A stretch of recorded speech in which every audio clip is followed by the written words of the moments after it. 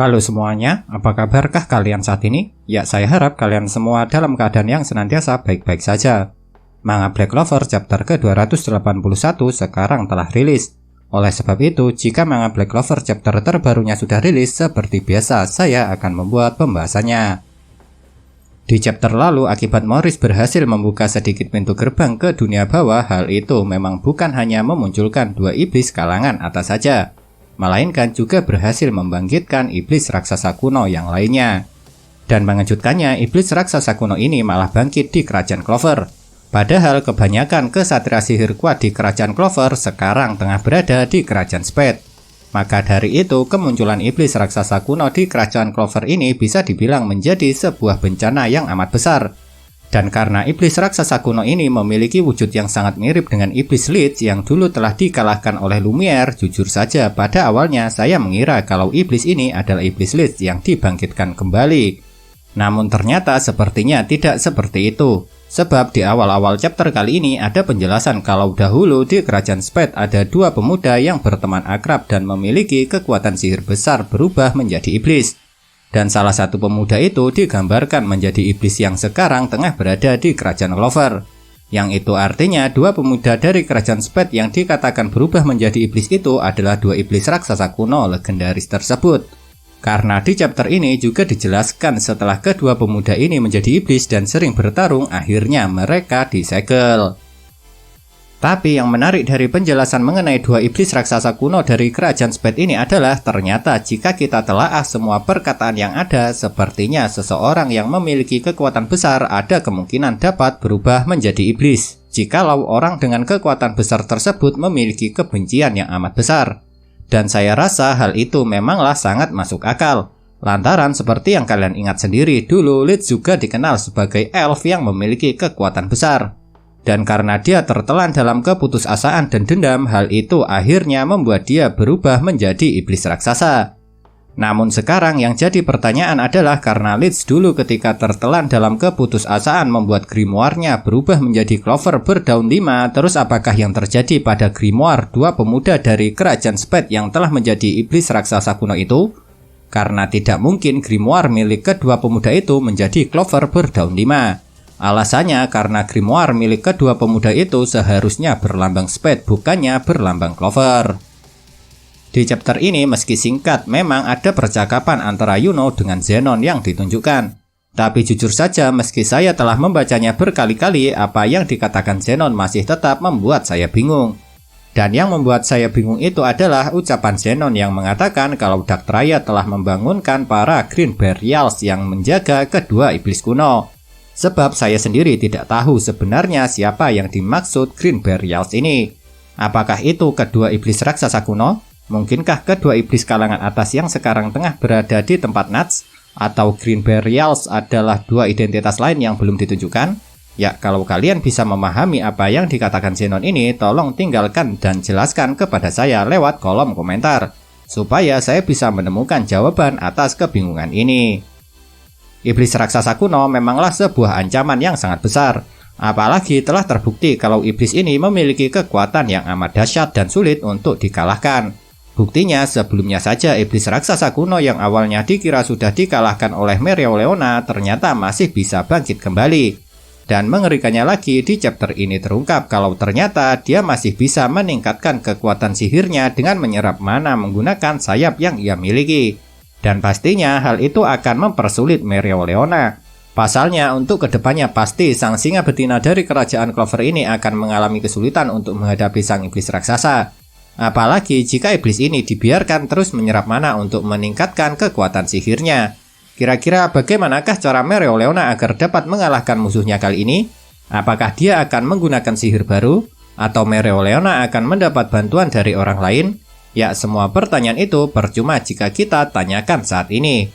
Tapi yang jelas gaya bertarungnya tidak akan pernah berubah adalah dengan langsung menyerang dari depan tanpa gentar sedikitpun. Kemunculan iblis raksasa kuno di kerajaan Clover pastinya membuat panik semua orang. Oleh sebab itu, untuk menghentikan sang iblis raksasa kuno yang langsung menuju ke kota kerajaan Clover, para kesatria sihir saling bekerja sama untuk menghadapinya. Dan yang berada di barisan paling depan untuk memimpin penyerangan adalah Kaiser Grand Forka. Dan ketika Kaiser Grand Vorka beserta para anggota kesatria sihir Purple Orca berusaha menghentikan pergerakan sang iblis raksasa, para kesatria sihir lain berusaha mengevakuasi warga supaya orang-orang tidak menjadi korban. Tapi sayangnya meski sudah dicegat oleh Kaiser Grand Vorka beserta anggota kesatria sihir Purple Orca, iblis raksasa ini masih belum sepenuhnya berhasil dihentikan. Karena dengan salah satu tangannya saja dia masih bisa melancarkan serangan sihir ke arah kota. Dan serangan sihir iblis raksasa kuno ini tergolong sangat dahsyat. Buktinya sihir gabungan milik Chris Vermilion yang merupakan wakil Kapten Coral Peacock dengan Nebra Silva sama sekali tidak dapat menghentikannya. Bahkan bisa dibilang sihir gabungan kedua kesatria sihir ini dapat ditembus dengan sangat mudah oleh sihir milik sang iblis. Tapi untung saja di sana masih ada Solid Silva, lantaran dia dengan sihir airnya berhasil membelokkan arah dari sihir tersebut. Dengan begitu, sihir milik iblis raksasa tersebut tidak berhasil mengenai kastil Kerajaan Clover.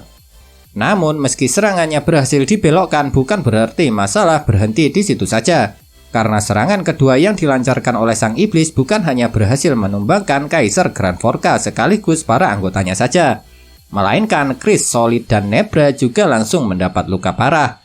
Yang hal itu membuktikan betapa mengerikannya kekuatan iblis raksasa kuno.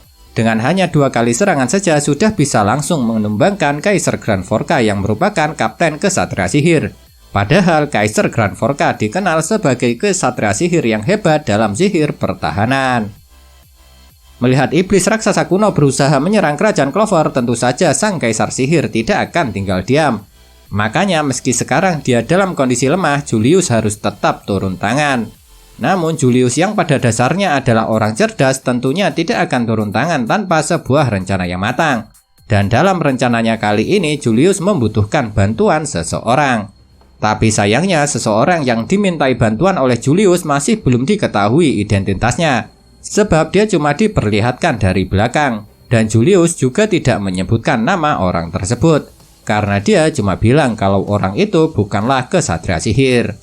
Dan berkat bantuan dari orang misterius tersebut mengejutkannya, Julius yang sebelumnya kembali menjadi kecil malah berhasil mendapatkan wujud dewasanya.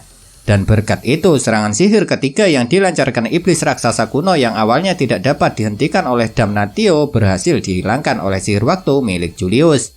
Jadi bisa dibilang kalau saja Julius masih memiliki kekuatannya seperti dulu, dia akan dapat mengalahkan sang iblis raksasa tersebut. Namun sayangnya wujud dewasa yang didapatkan Julius kali ini tidak dapat bertahan lama. Lantaran ketika dia berencana melakukan serangan gabungan dengan Damnatio, tiba-tiba Julius kembali menjadi anak kecil. Yang itu akhirnya membuat serangan yang mereka rencanakan harus berakhir gagal. Namun yang menjadi pertanyaan saya kali ini adalah siapakah orang misterius yang dapat membantu Julius kembali ke wujud dewasanya tersebut? Apalagi orang ini juga dikatakan bukanlah seorang kesatria sihir. Mungkinkah dia pensiunan dari kesatria sihir? Atau mungkin dia cuma orang biasa yang tidak bisa menjadi kesatria sihir? Ya, siapa yang tahu. Tapi yang jelas orang misterius ini dapat membantu Julius mendapatkan wujud dewasanya kembali meski dengan waktu yang amat singkat. Setelah Julius kehilangan wujud dewasanya, untuk sekarang di tempat itu memang tidak ada lagi yang dapat menghentikan sihir yang akan dilancarkan oleh iblis raksasa kuno. Oleh sebab itu, banyak orang cemas ketika melihat sihir yang amat dahsyat yang akan dilancarkan ke arah kota Kerajaan Clover. Bahkan bukan cuma Julius saja yang terlihat cemas, melainkan semua orang yang melihat hal itu termasuk semua kesatria sihir juga terlihat amat cemas. Dan di saat itulah sang pahlawan tiba. Dengan kecepatan penuh, dia terbang langsung mengarah ke arah sang iblis raksasa kuno tersebut. Ya, pahlawan yang langsung meluncur ke arah sang iblis raksasa itu adalah Asta. Dan menariknya setelah Asta sudah cukup dekat dengan sang iblis, dia langsung memberikan aba-aba kepada Ribe untuk menggunakan mode unit yang sebelumnya dia latih. Dan berkat Asta sekali lagi Kerajaan Clover kembali terselamatkan dari serangan iblis raksasa kuno. Namun sayangnya meski pada chapter ini Asta telah menggunakan mode unitnya, kita masih belum bisa melihat seperti apa wujud Asta dengan kekuatan yang baru saja dia pelajari ini. Lantaran setelah Asta menggunakan mode unitnya, manga Black Clover harus berakhir. Jadinya untuk dapat melihat wujud Asta dengan mode unit, kita harus bersabar lagi menunggu kelanjutan dari manga Black Clover. Tapi sekarang yang jadi pertanyaan adalah akan sekuat apakah Asta setelah dia menggunakan mode unit? Apakah dia akan bisa mengalahkan iblis raksasa kuno dengan kekuatan mode unitnya? Kalau bisa, itu berarti peningkatan kekuatan Asta setelah berhasil menggunakan mode unit sangat besar sekali. Namun jujur saja, saya sendiri tidak terlalu yakin kalau Asta akan dapat mengalahkan iblis raksasa kuno itu sendirian, walaupun dia telah menggunakan mode unitnya. Lantaran meskipun kekuatan Asta sudah meningkat, bukan berarti dia akan bisa menjadi orang yang langsung tidak terkalahkan. Nah, itulah yang dapat saya bahas dari manga Black Clover chapter ke-281 ini. Kalau menurut kalian, kejadian manakah yang paling menarik? Tinggalkan komentar kalian ya.